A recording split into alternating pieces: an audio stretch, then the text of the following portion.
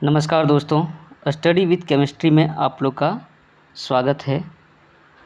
आज के इस क्लास में हम लोग स्ट्रक्चर ऑफ एटम के बारे में हम लोग डिस्कस करने वाले हैं। ठीक है, स्ट्रक्चर ऑफ एटम नाम से ही पता चल रहा है एटम्स के इंटरनल स्ट्रक्चर के बारे में हम लोग देखने वाले हैं। ठीक है, इसमें हमारा जो ऑब्जेक्टिव्स जो हमारा दिया हुआ है, आखिर इस चैप्टर में हम लोग क्या क्या देखने वाले हैं इसके बारे में हम लोग देखते हैं। ठीक है, सबसे पहला ऑब्जेक्टिव हमारा क्या है, सबसे पहले हम लोग इस चैप्टर में जो देखने वाले हैं वो हमारा know about the discovery of electron, proton and neutron and there characteristics. ठीक है, इस चैप्टर में हम लोग क्या देखने वाले हैं, discovery of electron, proton and neutron के बारे में देखने वाले हैं और इसके गुणों के बारे में भी हम लोग चर्चा करेंगे। ठीक है, इसके बाद हम लोग देखने वाले हैं describe Thomson and Rutherford and Bohr atomic models. ठीक है, इसके बाद हम लोग क्या देखेंगे, थॉमसन्स मॉडल को देखने वाले हैं, फिर रदरफोर्ड के बारे में देखेंगे, फिर बोहर एटॉमिक मॉडल के बारे में देखेंगे। उसके बाद हम लोग नेक्स्ट जो पॉइंट हमारा है, understand the important feature of the quantum mechanical model of atom. Quantum mechanical model of atoms के जो इम्पोर्टेंट फीचर्स जो है, इम्पोर्टेंट गुण है, उसके बारे में हम लोग समझेंगे। ठीक है, इसके बाद हम लोग देखने वाले हैं understand nature of electromagnetic radiation. Electromagnetic radiation के नेचर के बारे में हम लोग देखेंगे और प्लैंक्स क्वांटम थ्योरी को भी हम लोग देखने वाले हैं साथ ही साथ। ठीक है, इसके बाद हम लोग इसके बाद explain the photo electric effect and describe feature of atomic spectra.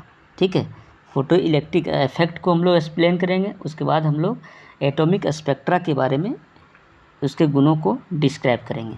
उसके बाद हम लोग state the de Broglie relation, de Broglie relation के स्टेट के बारे में हम लोग देखने वाले हैं कि डी ब्रोगली साहब ने क्या रिलेशन दिया, क्या इसके बारे में बोले।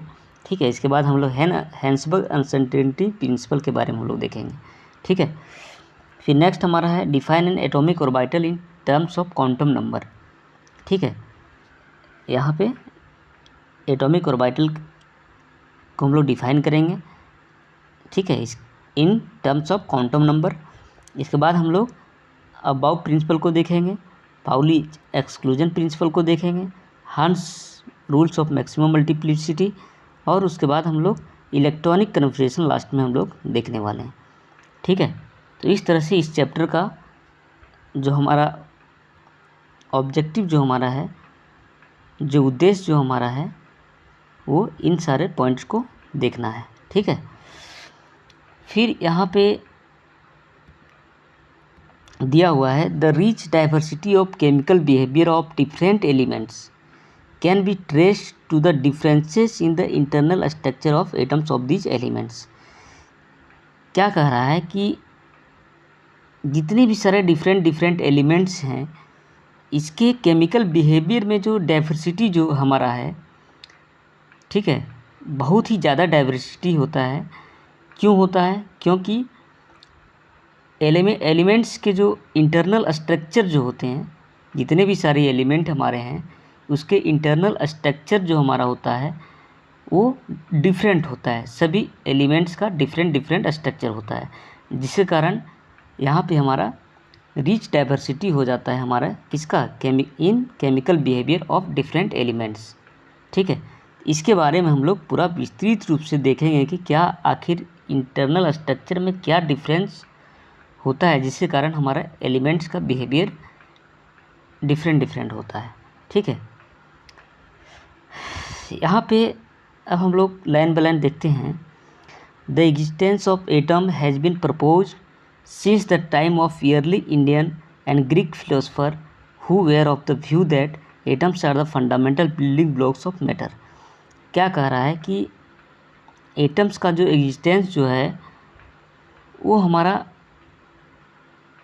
ईयरली साइंटिस्ट जो हमारे थे 400 BC के लगभग के जो साइंटिस्ट लोग जो थे, हमारे इंडियन साइंटिस्ट थे और ग्रीक फिलोसोफर जो थे, वो क्या मतलब कि देखे क्या उन्होंने बोला कि एटम्स जो होता है वो fundamental building blocks of matter होता है।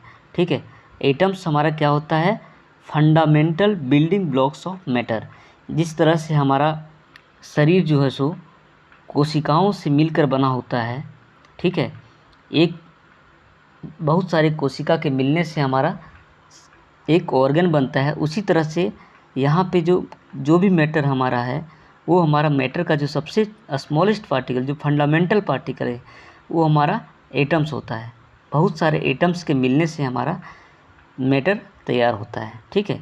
इसलिए atoms are the building blocks of matter कहा जाता है। According to them the continued subdivision of matter would ultimately yield atoms which would not be further divisible. बोल रहा है कि मैटर को हम लोग ultimately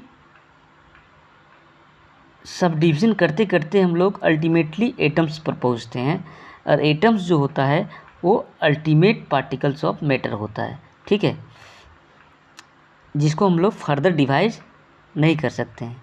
the word atom has been drive from the Greek word atomos, ठीक है। Atoms जो है सो ग्रीक वर्ड से आया हुआ है, जो हमारा वर्ड जो है वो एटोमियो है।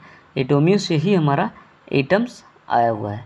विच मीन्स, इसका मतलब क्या होता है, अनकटेबल और नॉन डिविजिबल। इसका मतलब होता है उसको हम लोग नहीं काट सकते हैं और ना ही उसको डिवाइड कर सकते हैं, ठीक है।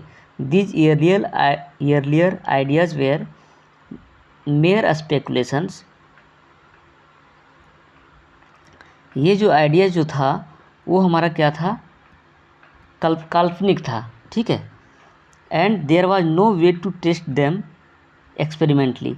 और उस समय जो है सो हम लोग एक्सपेरिमेंटली इसको हम लोग टेस्ट नहीं कर सकते थे, ठीक है। ये हमारा सिर्फ काल्पनिक था, काल्पनिक थ्योरी था, ठीक है। These ideas remain dormant for very long time. ये आइडियाज़ जो है वो बहुत ही लंबे समय के लिए निष्क्रिय रहा, और and were revived again by scientist in the 19th century. 19th century में फिर से इस बहुत सारे साइंटिस्ट ने इसको रिवाइज किया, ठीक है, फिर से उसको सर्च में लाने का कोशिश किया, ठीक है। The atomic theory of matter was first proposed on a farm scientific basis by John Dalton. Atomic theory of matter जो सबसे पहला जो मैटर को जो प्रपोज किया था, एटॉमिक थ्योरी ऑफ मैटर को, वो हमारा साइंटिस्ट जो थे वो जोहन डाल्टन थे, ठीक है, जो कि ब्रिटिश स्कूल के एक टीचर थे 1808 ईस्वी में, ठीक है। His theory called Dalton's atomic theory. इसके थ्योरी को हम लोग क्या बोलते हैं, डाल्टन्स एटॉमिक थ्योरी बोलते हैं। Regarded the atom as the ultimate particle of matter.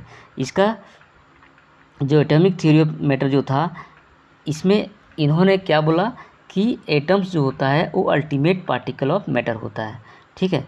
Dalton's atomic theory was able to explain the law of conservation of mass, ठीक है। Dalton's atomic theory law of conservation of mass को बहुत ही अच्छे तरीके से explain किए, और law of constant composition को भी किए। Law of multiple proportion very successfully इन्होंने एक्सप्लेन किया। However it failed to explain the result of many experiment. ये जो हैं वो बहुत सारे एक्सपेरिमेंटल रिजल्ट को एक्सप्लेन नहीं कर पाए। For example, it was known that substances like glass और ebonite when rubbed with silk और फर गेट इलेक्ट्रिकली चार्ज, ठीक है। जैसे कि किसी भी ग्लास या इबोनाइट को यदि हम लोग सिल्क से रब्ड करते हैं तो वो दोनों जो होता है वो क्या होता है, दोनों स्पेसीज जो होते हैं वो चार्ज हो जाता है, ठीक है। और ये चार्ज क्यों डेवलप हुआ, इसके बारे में डाल्टन साहब ने कोई एक्सप्लेनेशन नहीं कर पाए, ठीक है। In this unit we start with the experimental observation made by scientist towards the end of 19th and beginning of 20th century. इस चैप्टर में हम लोग एक्सपेरिमेंटल ऑब्जर्वेशन को हम लोग देखने वाले हैं, मेड बाय साइंटिस्ट, ठीक है। साइंटिस्ट के द्वारा एक्सपेरिमेंटल ऑब्जर्वेशन को हम लोग देखने वाले हैं किस समय का ऑब्जर्वेशन देखने वाले हैं, 19th सेंचुरी के एंड का और 20th सेंचुरी के बिगिनिंग के समय के बीच का जो एक्सपेरिमेंटल ऑब्जर्वेशन साइंटिस्ट लोग ने जो किया था उसके बारे में हम लोग देखने वाले हैं। This established that atoms are made of subatomic particles. ये जो end of 19th and beginning of 20th century के जो एक्सपेरिमेंटल ऑब्जर्वेशन थे, इसमें साइंटिस्ट लोग ने क्या ऑब्जर्व किया कि atoms are made up of subatomic particles. Atoms जो होते हैं वो सब एटॉमिक पार्टिकल्स के द्वारा बने हुए होते हैं। जैसा कि डाल्टन साहब ने बोला कि अल्टीमेट पार्टिकल जो हमारा मैटर का जो होता है वो एटम्स होता है, लेकिन उसके थ्योरी जो है सो 19th सेंचुरी में फेल कर गया। ठीक है, और यहाँ पे नया थ्योरी आने लगा कि एटम्स जो है वो सब एटॉमिक पार्टिकल्स के द्वारा बनाया हुआ है। ठीक है, जैसा कि इलेक्ट्रॉन, प्रोटॉन्स और न्यूट्रॉन्स जो होता है हमारा सब एटॉमिक पार्टिकल्स होता है। ये concept very different from that of Dalton. ये जो कॉन्सेप्ट जो है वो डाल्टन्स के कॉन्सेप्ट से बहुत ही डिफरेंट है। ठीक है, तो इस तरह से हम लोग इंट्रोडक्शन पार्ट को हम लोग देखें। ठीक है, आज के लिए इतना ही। तब तक के लिए नमस्कार।